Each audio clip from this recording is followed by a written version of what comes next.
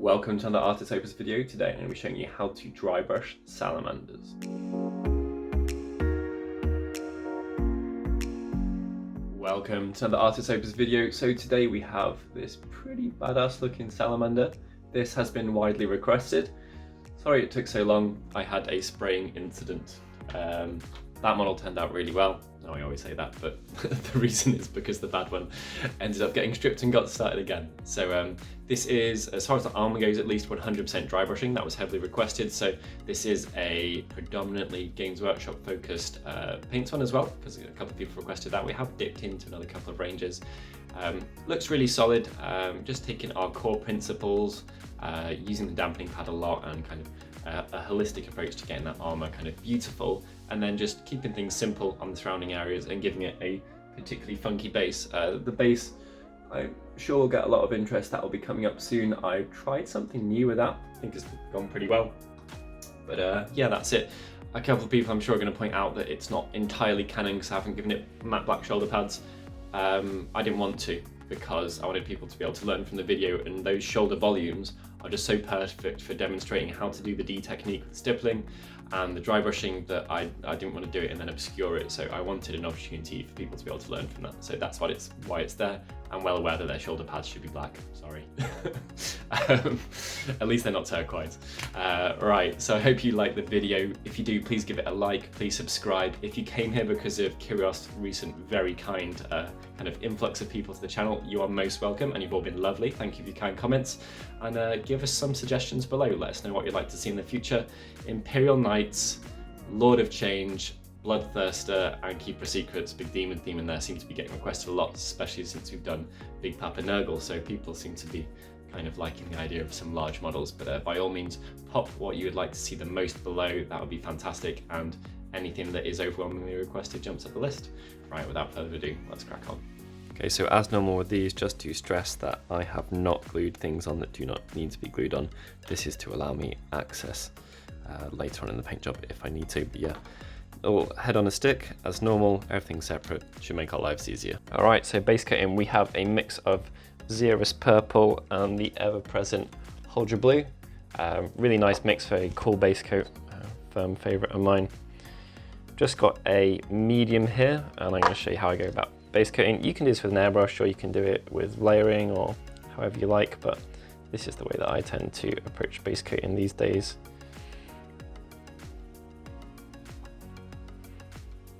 Just a couple of quick thin coats stippled. The joy of base coating with stippling is that you don't end up with things collecting in recesses. You're not wiping at any point, you're always poking in, and as a result you end up with the same amount of coverage all over the piece. Not particularly easy to see because it's dark on dark, but it is a fantastic way to base coat, and it's actually incredibly fast too. Okay, so we've got a lovely smooth base coat there. Really do enjoy that method. It's far faster and more effective than anyone would think. Kind of a combination of like scribbling and stippling, just two thin coats, fast all over, job's done. A large part of that is because XEREUS purple does do its job so well. So I'm going to be taking some WARPSTONE Glow. Now this isn't the thickest of paints in terms of its ability to cover, but that should actually play into our hands here quite nicely, because what we're going to be doing is mixing it in with the purple and kind of fading things into each other. So I've cleaned my brush a little bit, not like super thoroughly or anything. The idea is here we're going for a pretty much all over base coat, but we need to fade into the green from somewhere. We can't just go straight green on top of purple. That would be a little bit crazy, even by our standards. So start on the head. I'm going to be bearing in mind the direction of light quite heavily here. So just like we did with the base coat, from above in this situation, like I said, bearing in mind kind of where our light would be hitting, but we are looking to hit pretty much all but the undersides of the model. So this will go on in a couple of coats in exactly the same way, and if you hold it up to the light, anywhere that your light is hitting, that's where you especially want to hit, but basically it's anywhere that the light definitely isn't hitting underneath. They're the areas where I'll get it with one coat all over, and then my second coat will kind of back up the areas that I want to be lighter.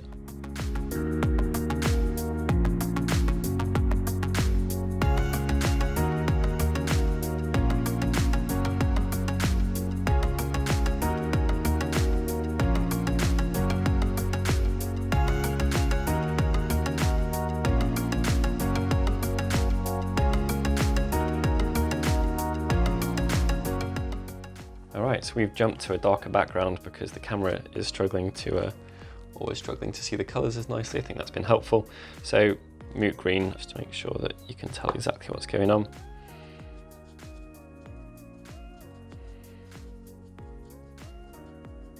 So working off the excess.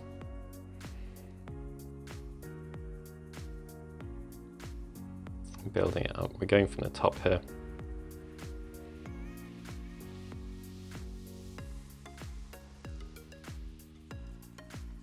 Make sure you hit all those lovely edges, always at 90 degrees. You never, if there's an edge, you never travel down it with your dry brushing, you're always left and right. We'll be taking that approach all over the model. So I'm doing less stippling now, but absolutely on the top of volumes like this, we can come in from above just to make sure they stay bright. And the approach we've taken with this shoulder pad, we're going to be taking all over the model. So even though I'm on the same step, I thought I would jump in and show you this specifically because this is where things edge-wise really start jumping out. So carefully, I'm going against any edge I want to hit with this, and this is probably about a 3 or 4 to 1 ratio of the MOOT green to the WARPSTONE glow. And I'm basically using rolling, which is to exaggerate. Say my nail's the edge, you hit it and then you do this. And you can do that with a slightly heavier loaded brush if you want, but it's a way to only hit a specific area really nicely. Now you can absolutely be dry brushing with this still, but that's the approach I'm taking just to make sure I catch the edges. And it's a really good way to hit one thing that's next to a load of other stuff without, it basically gets around the fact that you don't have to use masking or like very tiny brushes or anything like that. So I'm using that selectively throughout this process, and it's just going to help me hit exactly the edges that I want to.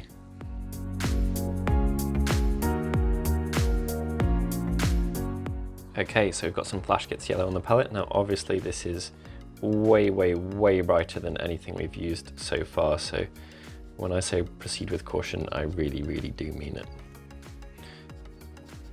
So I'm going to be using my dampening palette pad and my texture palette before. I'm not using it after testing it out on the model, I'm using it before going to the model. I'm really taking extra precautions here just to make sure that nothing surprising happens on the model. I want any surprises to be got rid of there on the palette, so I know exactly what's going on.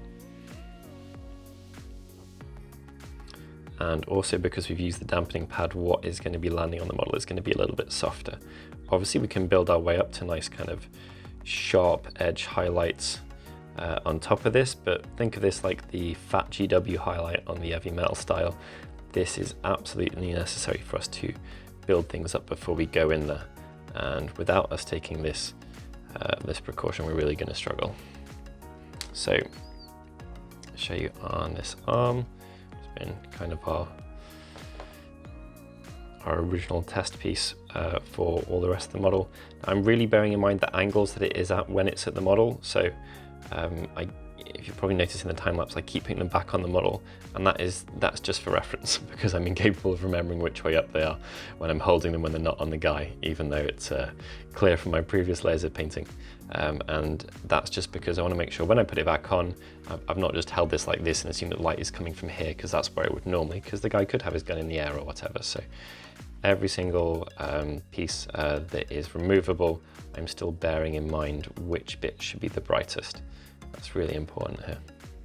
Okay, so after your original highlight, when we go through to the one with a higher proportion of yellow, really is restricted to super careful, very specific rolling edge highlights. This is the same brush that I've been using. I use this for base coating the model even though that was kind of a heavy stippling it. And that is possible without it being packed with paint because I've been using this and this all the way through. So really do make sure that you go there and do that. I can't emphasize enough just how important that is to achieving a higher quality final job. This is looking pretty badass though, a really decent degree of edge highlights going on there and kind of lovely lighting and volumes.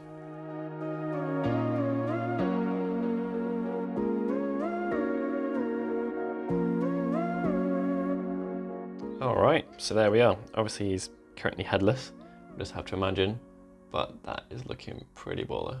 Okay, so now we've got the armour done. For the next stage, what I'm going to be doing, the armour's base coat at least, is putting down a gloss varnish. Now I've mixed this 50-50 with thinner. You could absolutely airbrush this, it's up to you, but obviously I'm trying to do this tutorial in a way that people without an airbrush can approach. I would recommend doing it with an airbrush if you've got one.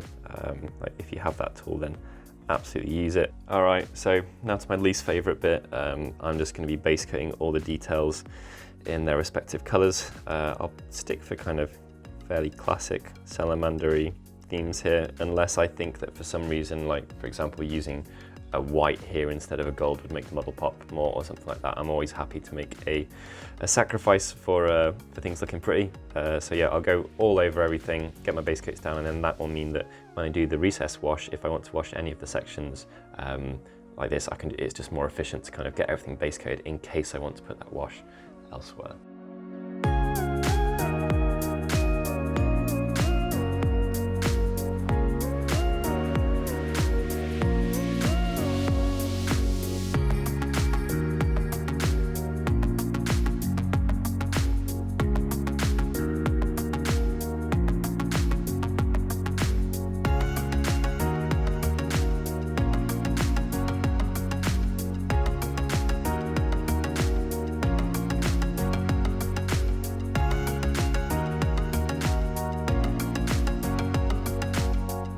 Okay, so I thought I'd take you through the process of this. On my palette, I have a couple of drops of a black wash. Doesn't matter what one you're using, just don't use a gloss one.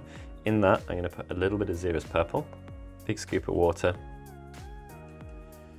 another big scoop of water, and then actually, kind of unintuitively, because I've just diluted a black wash, I'm going to take some ABADDON black, pop that in there too.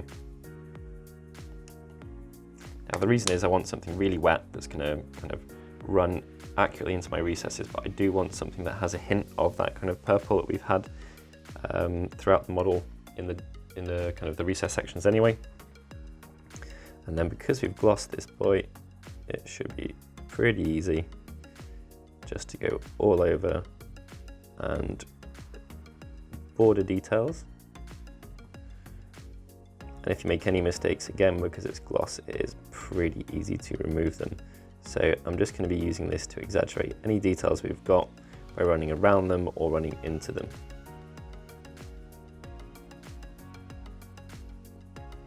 And what this will do is it'll make all of our green, kind of like, especially when it goes green towards yellow, all those edges are going to end up looking that little bit darker. Where we're putting this, and that will make anything next to them, so the recesses where we're putting this will look darker, and the edges next to them will look a little bit brighter, just kind of in comparison. So I'm going to go all over the model doing that.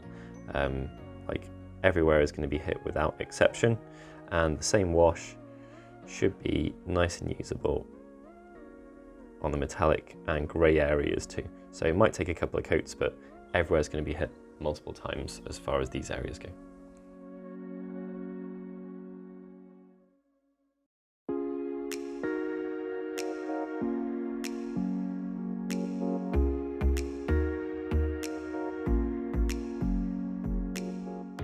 Okay, so that kind of purpley blacky wash in the recesses has worked wonders. I quite like how this guy looks a little bit shiny actually.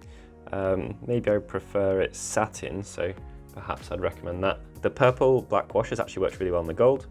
Pretty happy with that. It's just RETRIBUTOR armour, and then I overbrushed it with a little bit of the same, mixed a bit of the default Vallejo silver in there. It's looking absolutely great. Now it's just a matter of me doing basic stuff like repeating my base coat on the purity seal, top and bottom on the red bits, doing the eyes, and then we are pretty much done apart from his base. The model is looking super effective. A group of these look great, and I actually really like the fact that light is kind of reflecting from the upper areas due to it being a more glossy finish anyway. I think this is a really interesting and practical way to kind of go about doing these guys. So I've got a little bit of Retributor on my brush. I've taken loads of it off, it's quite thinned down, and I'm just ever so carefully picking out these details. I do like the purple recesses, but I want the gold to stand out as being shiny, and because the wash isn't metallic, whenever you put a wash over metallics, you are dulling them down a little bit. So I've got some gold on the detail on his wrist as well, so I'll get the same touch. But definitely worth doing. And then once I've done this stage, you can jump to our silver. Same brush, and I'm not trying to remove the gold off it at all. In fact, I want some of the gold there. This silver is very potent, so be mindful of that. You're using it, hit the top of the skull, and then carefully trying to avoid the recesses. We can selectively wash again if we need to, but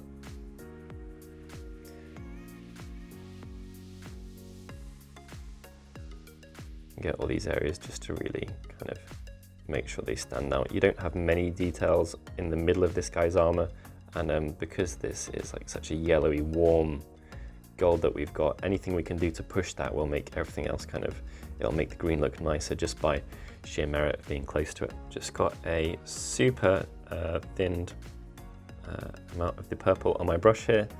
I'm going to use that to fix a couple of mistakes that I had, and I'm also going to drag it into the area between the two sets of wings. Now the reason for that is it's going to make this bit look darker and this look brighter in comparison. So start your stroke in the middle and then drag it ending there. And like I said, if you do have any mistakes you've made, you can also use that to kind of fill them in. So you can drag it against the bolts here where I've gone onto the green armor. Just fix it there rather than going in and fixing with green. And the nice things about washes is they do tend to go areas where you would have had slips or mistakes. And while you've got this purple, if you did want to exaggerate these shadows with something that is pure purple rather than purple and black, just because you kind of like the contrast that it brings, then you can absolutely do that.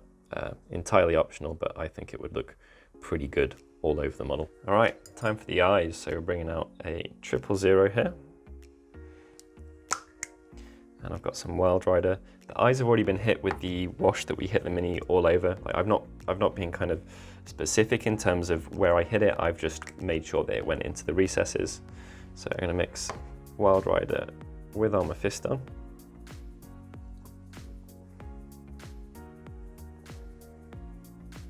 And then the way I do this is I kind of wipe from the side. And I'm super happy to kind of re-wash it if I get anything anywhere it shouldn't. But pull it towards the forefront of the eyes, towards the nose.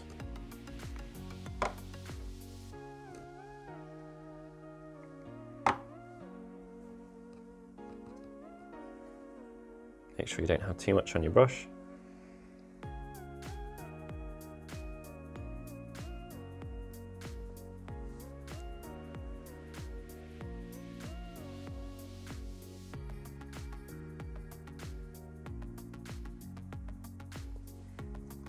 What you can do here is grab yourself a little bit of a yellow. I'm using flash kits, you can use whatever you like. Mix it in with that Wild Rider. Again, make sure you don't have too much on the brush.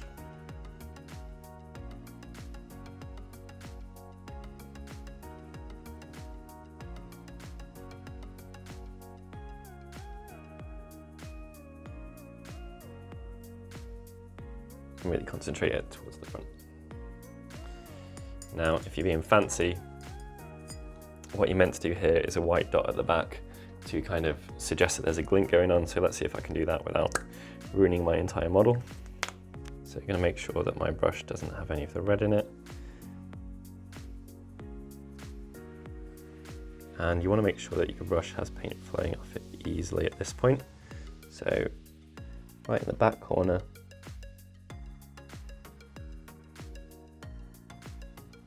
there we go. and again.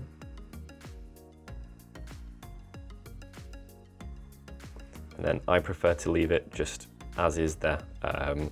Even if I feel it's too little, the moment I try and get in, again, I end up ruining it. So that's how it's staying. So while I've got my baby brush out, the Purity Seal was base coated in Rakarth Flesh. So I'm gonna hit it with any bony color is fine. I've got Buff from AK here, but equally, while we've got some red out,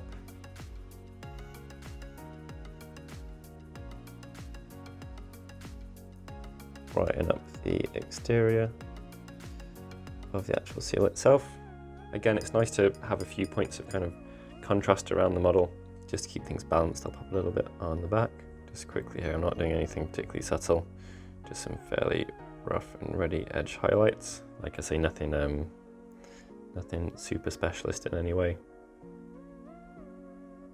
But it's just going to mean that that red we've got kind of appearing on the eyes, on the Purity Seal and stuff like that, it's balanced around the model. And you could actually go as far as to pick a point on like the gun or something like that, and just have any dials you've got or kind of areas of detail you actually could just turn red quite easily there. So this is one of the reasons often you'll see certain bits of like the chuck or the I'm not very good with the names of gun bits, but you'll see parts of guns with stuff on this. It's a really good opportunity to kind of balance out spot colors around the model. So this guy now, he's going to have quite an even distribution of red around there, and that's pretty pleasing to the eye. So let's grab our buff, and then the lovely thing about having washed this area is we can see exactly where our highlights should be. It's made very obvious for us, so I'm just going to completely emulate that, essentially. A couple of stages with thin paint. You could take this up to white if you wanted to have an area of higher contrast on there. I think it's fine like that. All right, so once again, here is the guy in question. Turned out particularly well. I just really like that kind of green, yellowy tint that you get towards the end of the spectrum with this type of a color.